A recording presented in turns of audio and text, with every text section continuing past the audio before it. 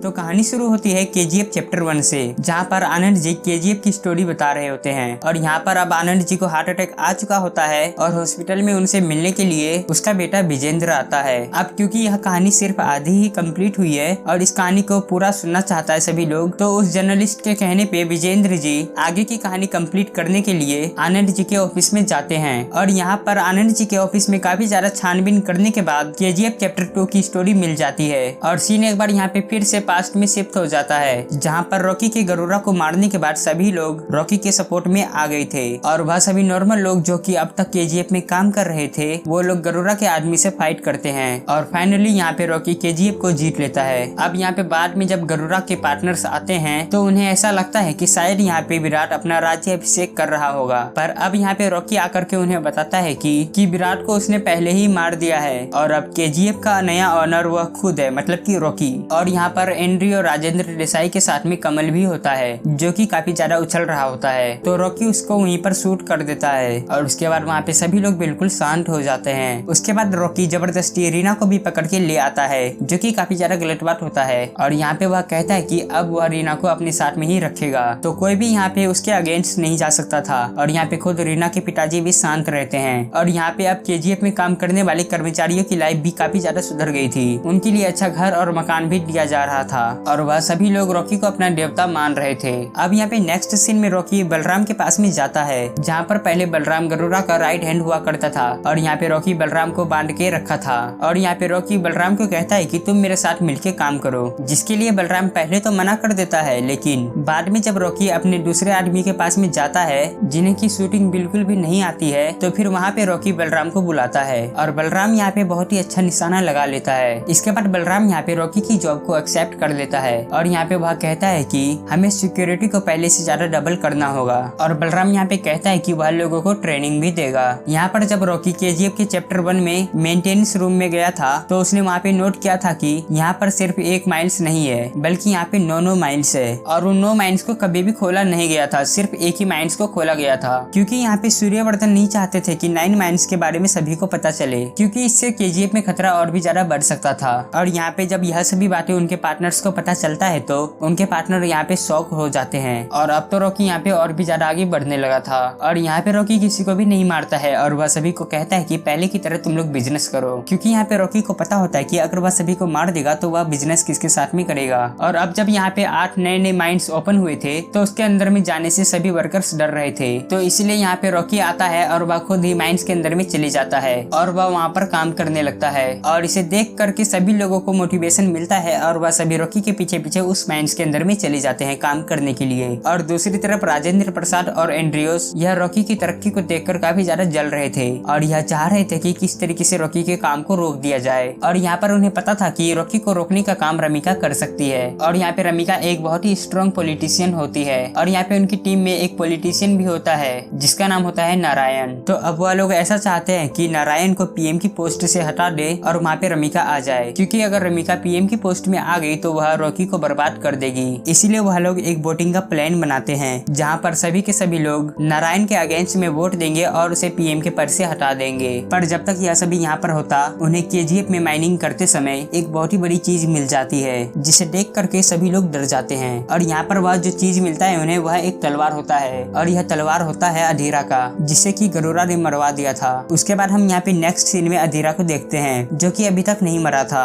और वह गरुड़ा के मरने का वेट कर रहा था और अब फाइनली वह अपना केजीएफ लेने के लिए वापस आ गया था। अधीरा यहाँ पे अपनी टीम को इकट्ठा करता है और केजीएफ के एक पोस्ट में अटैक कर देता है, जिससे कि वहाँ पे मौजूद सभी लोग मारे जाते हैं और इसके बाद अधीरा यहाँ से निकल जाता है। यह उसके लिए बस एक शुरुआत होती है और यहाँ पर वह डिसाइड करता है कि अब अगर कोई भी केजीएफ से सोने की ट्रक लेके बाहर निकलेगा तो अधीरा उसे मार देगा। और यहाँ पर जो केजीएफ के पार्टनर्स होते हैं वह जाकर के अधीरा से मिल जाते हैं और यहाँ पर उनका एक ही प्लान था कि कैसे भी करके वह रॉकी को केजीएफ से बाहर लेके आए। इसके लिए वह जानबूझ के राजेंद्र प्रसाद को शूट कर देता है। और अब यह न्यूज सुनने के बाद राजेंद्र प्रसाद की बेटी रीना केजीएफ से बाहर निकल जाती है अपने पिता से मिलने के लिए। और जब यह बात रॉकी को पता चलता है तो वह भी उसके पीछे पीछे बाहर आ जाता है और आगे जाकर के रीना को किडनैप कर लिया जाता है। और अब यहाँ पे रीना अधीरा के लोगों के पास में होती है। रॉकी यहाँ पर उसे बचाने के लिए जाता है और यहाँ पर बहुत ही खतरनाक एक्शन सीन के साथ में इन दोनों के बीच में फाइट होता है। और दूसरी तरफ यहाँ पे अधीरा, जो कि रॉकी के ऊपर में बहुत ही दूर से निशाना लगा के रखा हुआ था, वह रॉकी को शूट कर देता है। और इसके बाद यहाँ पे अधीरा के पास में मौका होने के बाद भी रॉकी को यहाँ पे जान से नहीं मारता है, क्योंकि उसे यहाँ पे पता था कि केजीएफ में काम कर रहे लोगों के मन में रॉकी के लिए बहुत ही ज्यादा विश्वास था। और वह यहाँ पर चाहता था कि जब रॉकी ऐसी टूटी फूटी हालत में उन लोगों के पास में जाएगा तो उनका विश्वास टूट जाएगा। उसके बाद यहाँ पे रॉकी घायल हुए हालत में केजीएफ में वापस जाता है तो सबका सच में विश्वास खत्म हो जाता है। और यहाँ पे दूसरी तरफ मुंबई में शेट्टी और भी बाकी सारे लोग जो रॉकी से नफरत करते थे, वो लोग रॉकी के सपोर्टर को जानबूझ करके मरवा देते हैं ताकि वह लोग रॉकी का कोई भी सपोर्ट न कर पाए। और साथ में कोई भी ट्रक अगर केजीएफ से बाहर निकलता है तो अधीरा उसे मार करके उनकी लाशों को वापस केजीएफ में भेज देता है, जिसके वजह से वहाँ पे सभी लोग काफी ज्यादा डर गए थे। और तो और यहाँ पे पूरे केजीएफ में उन सभी के लिए सिर्फ 8 दिन का ही खाना बचा हुआ होता है। और इन सभी के बीच में यहाँ पे रॉकी अभी भी पूरी तरीके से ठीक नहीं हुआ था, वह अभी बीमार था कि तभी उसे यहाँ पे शेट्टी कॉल करता है और कॉल करके धमकी देता है। और यहाँ पर वह काफी बदतमीजी के साथ में रॉकी से बात करता है, जिसके बाद यहाँ पे रॉकी को काफी ज्यादा गुस्सा आता है और अब वह अपने चाचा को कॉल करता है। यह उनके अपने सगे चाचा नहीं थे बल्कि मुंह बोले चाचा थे, जिनके साथ वह मुंबई में रहते हैं, और उनसे एक हेल्प मांगता है। जिसके बाद वहाँ पे एक हेलीकॉप्टर आता है और वह उस हेलीकॉप्टर में बैठ के रीना के साथ में दुबई चले जाता है। और यहाँ पे वह अकेले ही दुबई नहीं गया था बल्कि वह अपने साथ में काफी ज्यादा सोना लेके गया था। और इसे देख करके वहाँ पे सभी लोगों के मन में एक ही बात चल रहा था कि रॉकी अब वापस यहाँ कभी भी नहीं आएगा, क्योंकि वह डर गया है। पर असल में रॉकी यहाँ पे दुबई जाता है खलील से मिलने के लिए। और यहाँ पर वह खलील के साथ में मीटिंग करता है और उसे बिजनेस ऑफर करता है। पहले तो खलील रॉकी की बिजनेस ऑफर को मना कर देता है, लेकिन फिर बाद में काफी सोचने के बाद वह उसके बिजनेस को एक्सेप्ट कर लेता है। और रॉकी यहाँ पे खलील के साथ में अपनी डील फिक्स करके वापस केजीएफ में आ जाता है, जहाँ पर वह बलराम को कहता है कि सभी ट्रक्स को बाहर निकालो। और दूसरी तरफ यहाँ पे अधीरा रॉकी का वेट कर रहा होता है। और जैसे वह देखता है कि रॉकी अब यहाँ पे वापस आ गया है और उसके पीछे ट्रक्स भी है, तो वह अपने सभी लोगों को रॉकी की तरफ निशाना करने के लिए कहते हैं गन से, जिसे देख करके रॉकी यहाँ पे अपने आदमियों को इशारा करता है। और इसके इशारा करते ही ट्रक्स के अंदर से काफी लोग बाहर निकलते हैं, जिनके हाथों में काफी ज्यादा अच्छी गन थी, जिसके सामने यहाँ पे अधीरा की सस्ती गन टिक नहीं पाती है। जिसके बाद यहाँ पे इन दोनों के बीच काफी ज्यादा फाइट होता है और फाइनली यहाँ पे अधीरा के काफी सारे आदमी मारे जाते हैं और यहाँ पे एक तरह से अधीरा की हार हो जाती है। और यहाँ पे रॉकी चाहता तो उसे मार सकता था, लेकिन यहाँ पे रॉकी अधीरा को नहीं मारता है, उसे छोड़ देता है। साथ में वह नारायण की सरकार को भी गिरने से बचा लेता है। उसके बाद यहाँ पे रॉकी अपना काम करने लगता है, जिसके बाद यहाँ पे रॉकी का बिजनेस काफी ज्यादा तेजी से ग्रो हो रहा था, क्योंकि यहाँ पे रॉकी लगातार 9 के 9 माइन से सोना निकाल रहा था। और इसके बाद वह बॉम्बे में जाता है शेट्टी से मिलने के लिए। उसके बाद यहाँ पे रॉकी शेट्टी को भी मार देता है और इसी तरह से चलते हुए यहाँ पे कुछ साल बीत जाता है और यहाँ पे वक्त आता है अगले इलेक्शन का। और नारायण यहाँ पे रॉकी से मिलकर के यह बोलता है कि उसे रमिका को मारना होगा, अगर रमिका जिंदा रही तो वह केजीएफ को बर्बाद कर देगी। पर रॉकी यहाँ पर यह बोलता है कि वह औरतों और बच्चों पे हाथ नहीं उठा सकता और वह बोलता है कि अगर किसी औरत को गुस्सा आ रहा हो तो उस पे हाथ उठाने के बजाय उसके सामने हाथ जोड़ना बेहतर होगा। इसके बाद यहाँ पे इलेक्शन का समय भी आ जाता है और रमिका जीत जाती है। और यहाँ पे रमिका की जीतते ही बहुत सारे लोग केजीएफ के बारे में स्टोरी बताते हैं और यहाँ पे हमें पता चलता है कि इतने सालों के बीच में रॉकी ने केजीएफ का डेवलपमेंट काफी ज्यादा हाइक कर लिया था। और वह लोग जो केजीएफ में कर्मचारी बन के काम कर रहे थे और गिरी जैसी जिंदगी जी रहे थे, उन सभी के पास भी अब अच्छा घर और मकान था। और यह सब सुनने के बाद रमिका यहाँ पे कहती है कि कुछ भी करके पूरे इंडिया में रेट डाल दो और रॉकी के अगेंस्ट यहाँ पे प्रूफ लेके आओ, जिससे कि हम रॉकी को यहाँ पे गिरफ्तार कर सके। और इसके लिए वह एक स्पेशल टीम भी बना देती है। उसके बाद सीन यहीं पर कट होता है और हमें आनंद को दिखाया जाता है और यह वही आनंद था जो केजीएफ चैप्टर 1 में स्टोरी सुना रहा था। असल में यह उसकी जवानी का सीन था।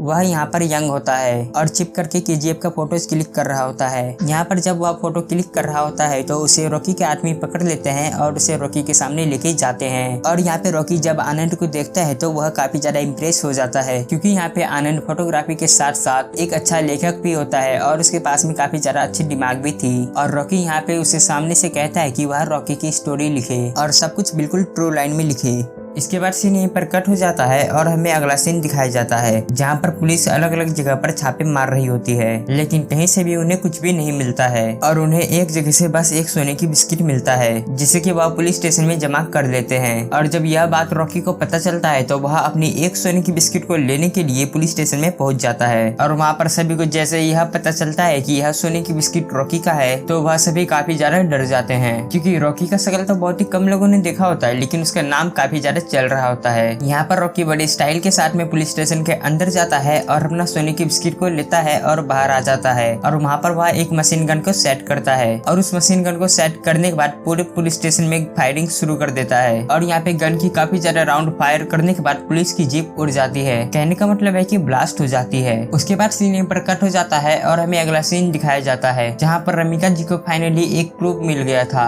और वह उसके दम पे रॉकी को अरेस्ट करना चाहती है कि तभी वहाँ पर फूल लेके रॉकी खुद ही उसे मिलने के लिए आ जाता है और साथ में उसके पास एक फाइल भी था। उस फाइल में रॉकी के अगेंस्ट बहुत सारे प्रूफ होते हैं और यहाँ पे रॉकी रमिका जी को सामने से बोलता है कि रमिका अगर तुम चाहो तो इस फाइल को अपने पास में रख के मेरे अगेंस्ट कोई सा भी केस बना सकती हो। और यहाँ पे रमिका भी रॉकी के फाइल को लेने ही वाली होती है कि वहाँ पे रमिका के दूसरे सपोर्टर्स आ जाते हैं और यहाँ पे रमिका को फाइल लेने से मना कर देते हैं और उनसे यह बताते हैं कि असल में हमारे पार्टी के 200 पॉलिटिशियंस को वही फंडिंग करता है। तो मतलब कि अगर वह रॉकी के अगेंस्ट कोई भी खुलासा करते हैं तो यहाँ पे सबको पता चल जाएगा कि रमिका के लोग रॉकी के साथ में है और रमिका भी यहाँ पे रॉकी को धमकी देने के सिवाय और कुछ भी नहीं कर पाती है। उसके बाद रॉकी यहाँ से चला जाता है पर इसके बाद वह जा करके सभी सोने की डिलीवरी को रोक देता है और ये बात जब खलील को पता चलता है तो उसे काफी ज्यादा गुस्सा आता है क्योंकि यहाँ पे रॉकी अपनी मनमानी कर रहा होता है और दूसरी तरफ रॉकी के पार्टनर भी यहाँ पे रॉकी से परेशान होकर अधीरा से हेल्प मांग रहा होता है और तो और खलील भी यहाँ पे अधीरा के सपोर्ट में होता है और अधीरा जो कि जिंदा था यहाँ पे वह अलग अलग एम्प्लॉइज को पकड़ करके केजीएफ के बारे में जानकारी निकाल रहा होता है और अब इतने सालों के बाद उसके पास केजीएफ का एक मैप होता है और वह यहाँ पे बताता है कि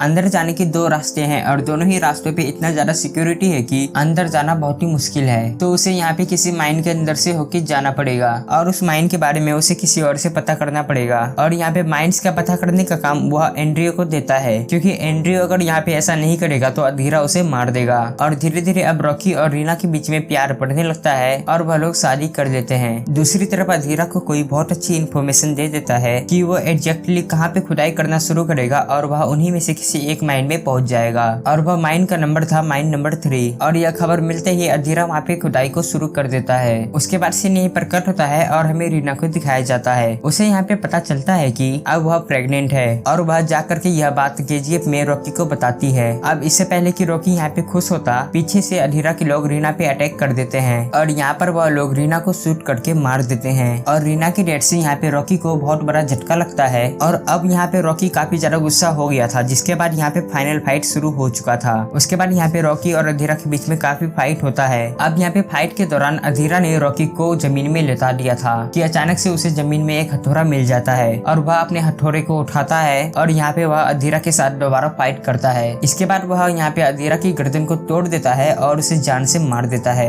और यहाँ पे रॉकी को भी पता चल गया था कि माइन के बारे में इन्फॉर्मेशन बाहर से मिली है तो इसीलिए वह अपने लोगों को इकट्ठा करता है और सीधे पहुंच जाता है पार्लियामेंट में। पार्लियामेंट में उस वक्त वहाँ पे बहुत सारे नेता बैठे होते हैं और वहाँ पे रमिका स्पीच दे रही होती है कि तभी वहाँ पे पार्लियामेंट के अंदर में रॉकी आता है और नारायण को शूट करके मार देता है क्योंकि वह आखिरी आदमी नारायण ही होता है जो अधीरा का हेल्प किया था और ये सारा प्लान उसी का होता है कि वो रॉकी को केजीएफ में भेजेंगे और गरुड़ा को मरवा देंगे और उसके बाद रॉकी को भी मरवा देंगे और केजीएफ को अपने कंट्रोल में ले लेंगे। पर अब यहाँ पे सबके सामने उसने पार्लियामेंट के अंदर में एक पॉलिटिशियन को मारा है तो अब सरकार के पास में रॉकी के अगेंस्ट बहुत सारे प्रूफ आ जाते हैं और अब यहाँ पे रमिका रॉकी के खिलाफ डेथ वारंट निकाल देती है और यहाँ पे रॉकी को मारने के लिए केजीएफ के अंदर में बहुत बड़ी फौज जाती है और केजीएफ में रहने वाले सभी लोगों को निकाल देती है ताकि वह रॉकी को ढूंढ सके और उसे मार सके। पर अब इन्हें यहाँ पे पता चलता है कि रॉकी यहाँ पे महल में नहीं होता है। उसके बाद सीन यहीं पर कट होता है और हमें रॉकी को दिखाया जाता है जो कि एक शिप में होता है और शिप में उसने अभी तक का जितना भी सोना निकला था केजीएफ के अंदर से वह सारा सोना शिप में रखा हुआ था और यह सोना काफी सारा होता है और रमिका को भी यह बात पता चल गया था कि रॉकी शिप में है क्योंकि खुद रॉकी ने कॉल करके रमिका को बता दिया था।